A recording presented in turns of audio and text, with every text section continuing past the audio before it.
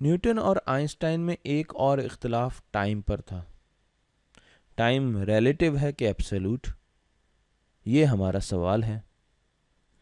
Newton का कहना यह था कि टाइम हमेशा एब्सोल्यूट होता है, यानी कि यूनिवर्स का एक ही क्लॉक है और हर इवेंट उस क्लॉक के साथ सिंक्रोनाइज्ड है।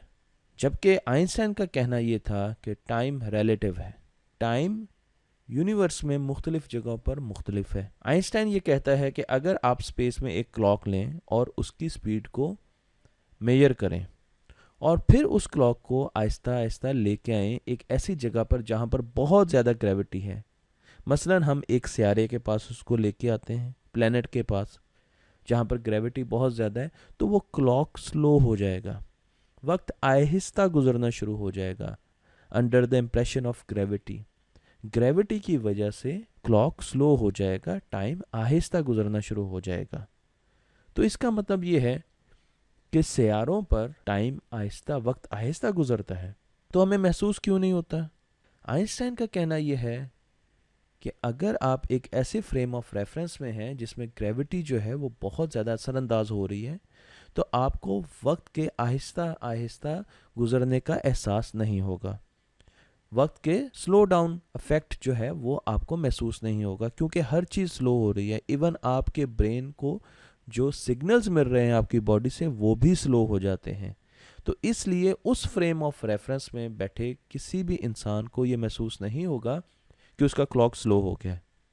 पर एक ऐसा इंसान जो उस फ्रेम ऑफ रेफरेंस से बाहर बैठा हुआ है और उस फ्रेम ऑफ रेफरेंस को देख रहा है, वो महसूस कर सकता है कि ये बिल्ली जो कि पानी सुखा रही है ये स्लो मूव कर रही है। तो इसलिए ये ज़रूरी है कि हम अगर ये देखना चाहते हैं कि टाइम स्लो हुआ है, तो हम उस फ्रेम ऑफ रेफरेंस से बाहर आकर ऑब्जर्वेशन लें। तो ये तो एक वजह थी, ग्रेविटी, जिसकी वजह से टाइम स्लो हो जाता है। और क्या वजह है? दूसरी वजह हमें आइंस्टाइन ने ये बताई कि अगर आप बहुत ज़्यादा तेज़ स्पीड से मूव कर रहे हैं तो आपका क्लॉक स्लो हो जाएगा, आपका वक्त गुजरना आहिस्ता शुरू हो जाएगा। और आप अगर उस रॉकेट में बैठे हुए हैं तो आप ये चीज़ महसूस नहीं करेंगे। ये चीज़ महसूस वो करेगा जो आपको एक स्टेशनरी फ्रेम ऑफ रेफरेंस से देख रहा है, जो उस फ्रेम ऑफ रेफरेंस में मौजूद नहीं है। मैंने यहाँ पर आइंस्टाइन को दिखाया है जो कि महसूस कर रहा है कि इस रॉकेट में जो बिल्ली है वो स्लो मोशन में मूव कर रही है। पर अगर आप उस रॉकेट में बैठे हैं तो आपको ये बिल्कुल महसूस नहीं होगा कि आपका वक्त स्लो हो चुका है, क्योंकि उसकी वजह यह है कि आपके पास जितने भी इवेंट्स हैं वो वक्त में स्लो हो रहे हैं। इवन आपकी परसेप्शंस भी स्लो हो गई हैं और आप चीज़ों को स्लो परसीव कर रहे हैं। तो अब हम एक फेमस प्रॉब्लम की तरफ जाते हैं जिसे ट्विन पैराडॉक्स कहा जाता है, जिससे हमें टाइम डायलेशन जो है वो और ज़्यादा बेहतर समझ आएगी। हम सपोज़ ये करते हैं कि हमारे पास दो बच्चे हैं, दो ट्विन्स हैं जो कि अभी पैदा हुए हैं, और उनमें से एक को हमने रॉकेट में सवार करके भेज दिया और रॉकेट की स्पीड जो है वो 90% ऑफ लाइट है, यानी रोशनी की स्पीड के 0.9 गुना। तो अब उस बच्चे के लिए वक्त जो है वो कैसे गुजरेगा? अगर हम ये देखें तो उसका क्लॉक जो है वो स्लो हो जाएगा और वो 44% जो है उसकी स्पीड रह जाएगी। जबकि जो ज़मीन पर बच्चा था उसके क्लॉक की अगर स्पीड हम 100% लेते हैं तो जो रॉकेट में बच्चा है उसके क्लॉक की स्पीड 44%। इसका मतलब ये है कि इसका क्लॉक स्लो हो गया है। ये अगर 100 चक्कर लेता है तो ये 44 चक्कर लेता है। इसी तरीके से अगर रॉकेट की स्पीड हम बढ़ा दें और उसको 99% ऑफ लाइट कर दें तो अब उसके टाइम की, वक्त गुजरने की रफ्तार जो है वो और कम हो जाएगी। वो 44% से 14% हो जाएगी, 14% हो जाएगी। इसी तरीके से अगर मैं उसकी स्पीड 99.9% कर दूं स्पीड ऑफ लाइट के, तो उसके वक्त जो है वो 4.5% तेज़ी से गुजरेगा। जबकि हमारे पास ज़मीन में वो 100% है। इसका मतलब ये है कि ज़मीन का जो क्लॉक है वो उतनी वक्त में 100 चक्कर लगाएगा जितनी देर में रॉकेट में मौजूद क्लॉक 4.5 चक्कर लगाएगा। तो जो बच्चा रॉकेट में है उसका क्लॉक आहिस्ता मूव कर रहा है, इसका मतलब ये है कि वो आहिस्ता आहिस्ता बड़ा हो रहा है। जबकि जो बच्चा ज़मीन पर है वो तेज़ी से बड़ा हो रहा है क्योंकि उसका क्लॉक तेज़ी से मूव कर रहा है। जब हमारे पास ये रॉकेट 5 सालों के बाद आएगा तो ये जो बच्चा है ये 5 साल का हो चुका होगा, जो पैदा हुआ था और हमने भेज दिया था। पर जो उसका जुड़वा भाई था, ट्विन ब्रदर था, वो 105 साल का हो चुका था। तो आपको अंदाज़ा हुआ कि जो छोटा बच्चा 5 साल का था उसका क्लॉक कितना आहिस्ता मूव किया। वो बड़ा ही नहीं हुआ, उसका वक्त जो है वो बहुत आहिस्ता आहिस्ता गुजरा, जबकि जो बच्चा ज़मीन पर था उसका वक्त तेज़ी के साथ गुजरा। इसको हम ट्विन पैराडॉक्स कहते हैं। हमने बात ये की थी कि जब हम ग्रेविटी के अंडर आते हैं, यानी ऐसी जगह पर आते हैं जहाँ पर ग्रेविटी हो, तो क्लॉक जो है वो स्लो हो जाते हैं। तो यूनिवर्स में ऐसी कौन सी जगह है जिसकी ग्रेविटी सबसे ज़्यादा है? आपके ख्याल में यूनिवर्स में ऐसी कौन सी जगह है जिसकी ग्रेविटी सबसे ज़्यादा है?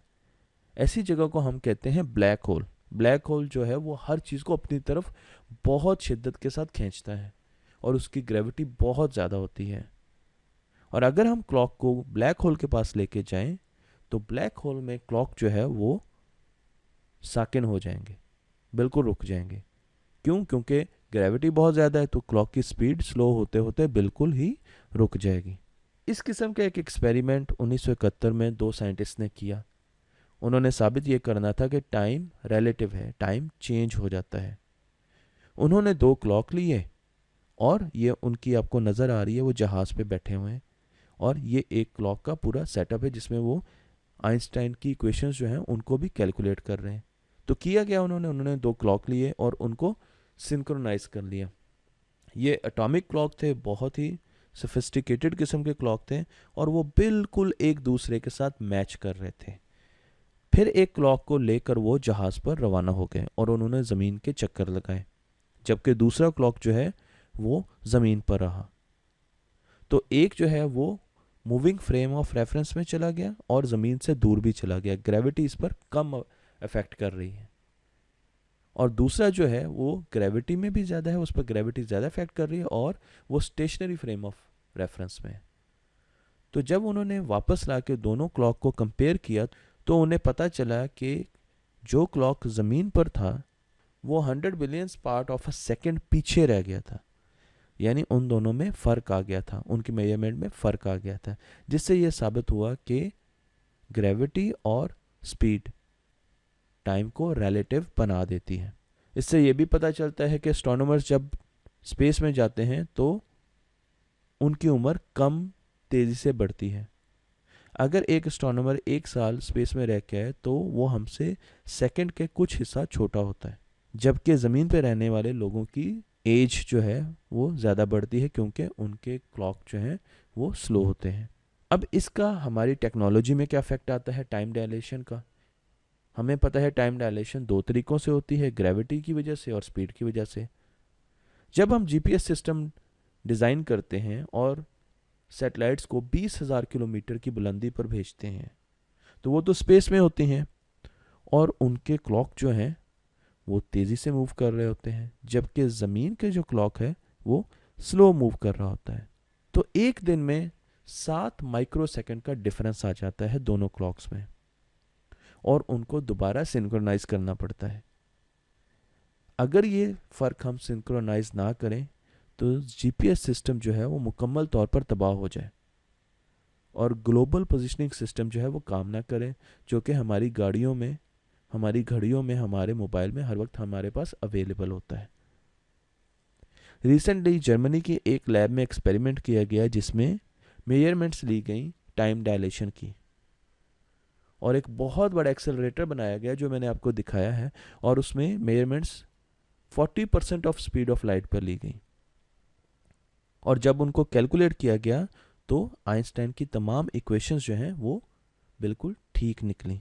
तो अब इंसान ज़मीन पर ऐसे एक्सपेरिमेंट कर रहा है जिससे वो टाइम डायलेशन को कैलकुलेट कर सकता है। अब उसके लिए हमें सितारों की और सैयारों की मूवमेंट को ऑब्ज़र्व करने की ज़्यादा ज़रूरत नहीं रही।